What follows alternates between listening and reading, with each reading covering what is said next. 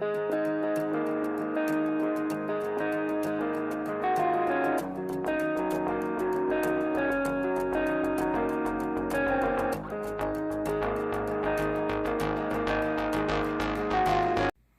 guys, how's it going? An important announcement for those who don't already know, because it's already circulating the internet. And so, as of now, the Philippines is no longer accepting online marriage. Yeah, you heard it right. So, what's been happening is new couples who got married online and that they tried to submit their report of marriage application to the Philippine consulate in San Francisco. They're having their packages sent back with a letter saying that online marriages are on abeyance, which means suspended for the time being by order of the PSA, awaiting further instructions. So the PSA recently had a hearing with several prosecutors saying that online marriage is not considered valid under Philippines marriage law. So they are currently not accepting new applications. What does that mean?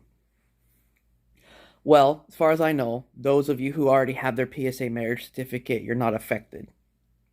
Those of you who had their ROM report of marriage approved and are just waiting for transmittal details, as far as I know, they're not affected too because they've already accepted your ROM application. Those of you who are just applying, I'm sorry. As of right now, you're out of luck.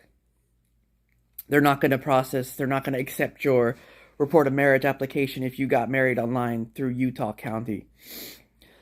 How does it affect immigration? As of right now, I don't have a lot of information. Everything I'm reading is just all online. There's no official release of regulations. They're just not accepting it at the moment because prosecutors are fighting. There are several people who are complaining already. Complaints are reaching the PSA. There are Philippine prosecutors who are fighting for you. So go online. I don't know how can we show our support, but there's specifically a Cebu lawyer. This is all hearsay, righteousness, gossip.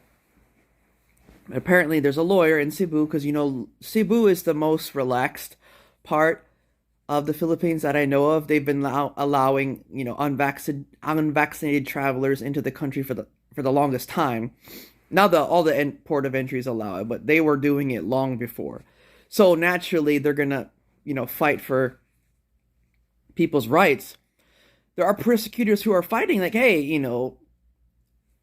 because under Philippines marriage law, it says if it's legal in a foreign country, it's legal in the Philippines. I'd have to look up the article. With the exception of same-sex marriage, which I think is ridiculous. If same-sex marriage is legal in other countries, like the US, for example, then people should be able to. But anyway, it's personal opinion. But because the Philippines can deny same-sex marriage abroad from being registered in the PSA, they can do the same with online marriage. People have a lot of very good arguments that online marriage is not proxy marriage. What does proxy mean? Proxy means that you had someone stand in your place to attend your wedding for you on your behalf, but a majority of you got married. You had a virtual wedding where both of you was present on screen. So technically you guys, that's not proxy. There's just a lot going on.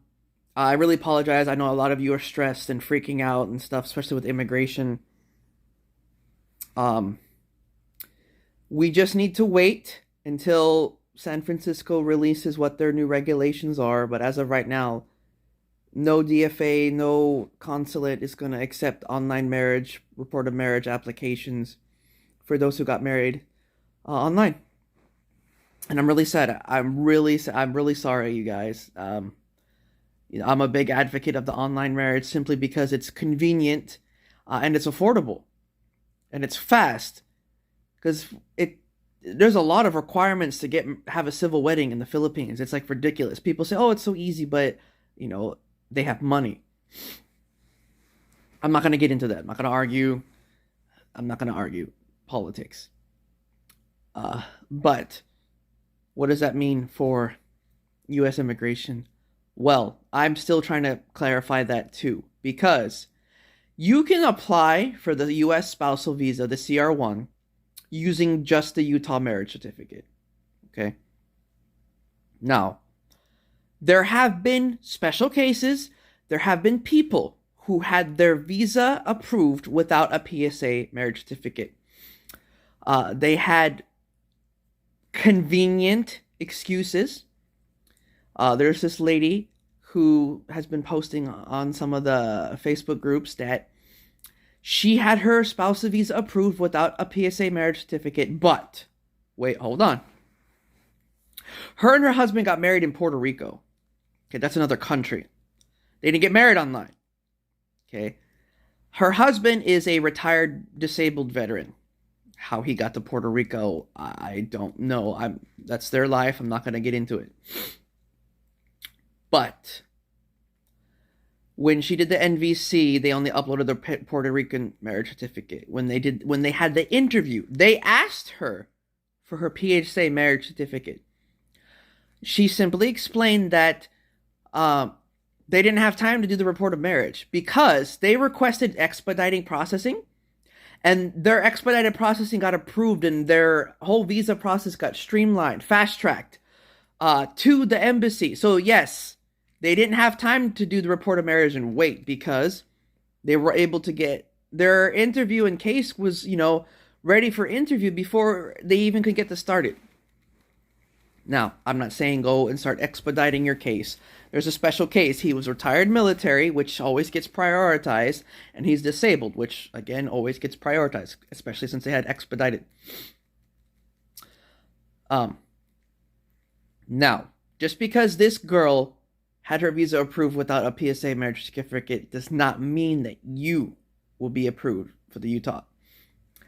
A friend of mine that I spoke to has been saying, as far as she knows, whatever you upload on the NVC website is what they'll ask for at the interview, because they want to compare the original documents to see there's no edits or, fraudulent changes to the documents you submitted. Does this mean that when you reach the NVC stage, again, all you have to do is upload the Utah marriage certificate, and then at the interview they won't ask for the... I don't know. As of right now, I have not encountered anyone who is awaiting their visa interview that does not have their PSA marriage certificates. This is going to be... You know how long it takes for the spousal visa application itself to be approved. Imagine the NVC approval and then interview booking. Sorry, it's really cold.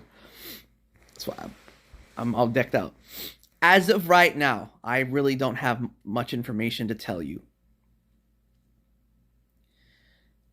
I'm hoping to get information as soon as I learn it to share with you guys. Please don't freak out. I know it's frustrating because it sucks. A lot of people can't start the visa process. So what are the options? Well, people are saying the Philippines is no longer accepting online marriage because the country is open. Okay, fair enough. What does that mean for those who have already started the visa process and they're married in Utah? I don't know. What are the options? If the Philippines no longer accepts online marriage, can we just get married in the Philippines? You technically can, but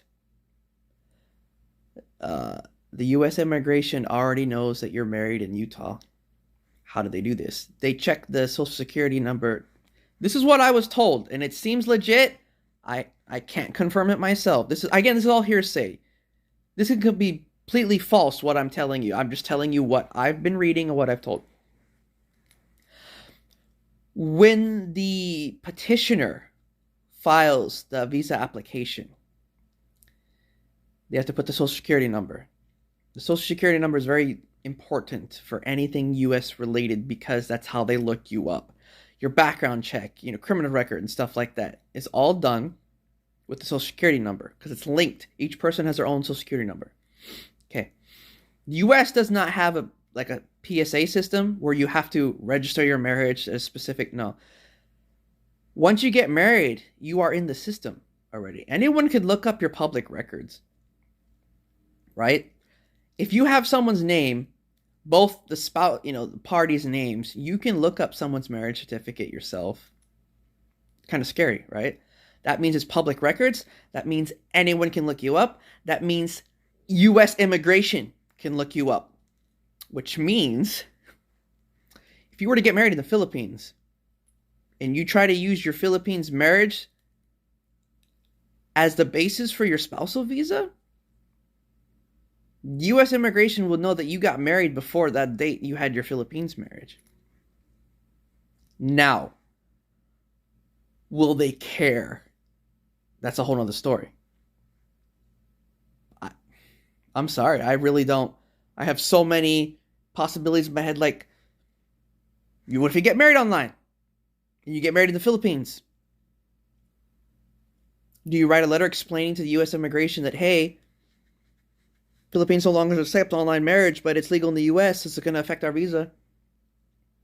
You can try that. Or, some people have been asking, can we just apply for the K-1 visa? I want you to think about that. What's the K-1 visa? Fiance visa, right? You're already married in the U.S. Do you qualify to apply for the fiance visa? You're no longer a fiance, you're married. But is that a valid option because you cannot process the spousal visa because you don't have the PSA marriage certificate? I really don't know. Trust me, guys, I'm just as frustrated you are. I help everyone. I help everyone for free. I want everyone to succeed. I want everyone to be together. I hate long-distance relationships.